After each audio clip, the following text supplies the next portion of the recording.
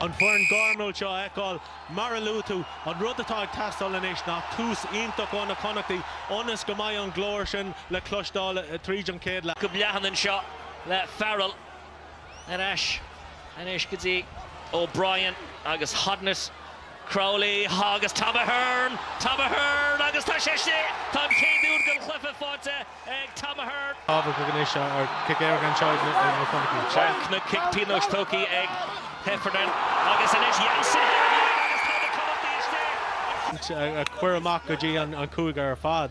Ní bháin an airgus de thógáil don slua níos mú. Ó, Nash le brise íomtach tá scóraíocht an seo, Nash go dtí Casey, tá sé go siimplí le sin ach ba Connacht á gicáil hí. Ar fáil. Crinnis ag teastáil ar ís óna Connachtaí an seo. Tracy, tá seansa go seo agus tá Cuilan Blade iste agus tá an chéad scór go darna le Amshia. Cuilan Blade. Leave it 12! Casey. Tá líras ar fáil dó ar fláta tain sé fada go dtí Crowley agus tá Jack Crowley iste ach Craig Casey le pass Cinetti. Tá Baron Horan lína agus bhfuil líra talmhaí anú ar éidir leis líras a halbhú ní dóla mé. Feiceann muid ar halbha diarmid Baron an líróid an seo.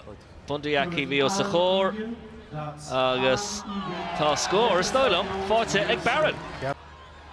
Agus inis bailíonn sé an líróid a cháinnig na muoine amach agus sudar fóthú.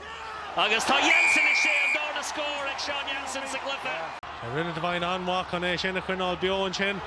An é Shanson seo ag Gavin go dtí Ioane agus tá Josh Ioane is sé agus tá neamh tá seachtú ben fácií sa glufa. Tuigeann sé go bhfuil an Tom Hus. News! Ráta leis í úsáid agus inis cicála Jack Crowley an líra an sin amach ar an tíim lína agus tá bua ionintach fáte an seo ag na muoine ag immert le trúdeag ag i dhéire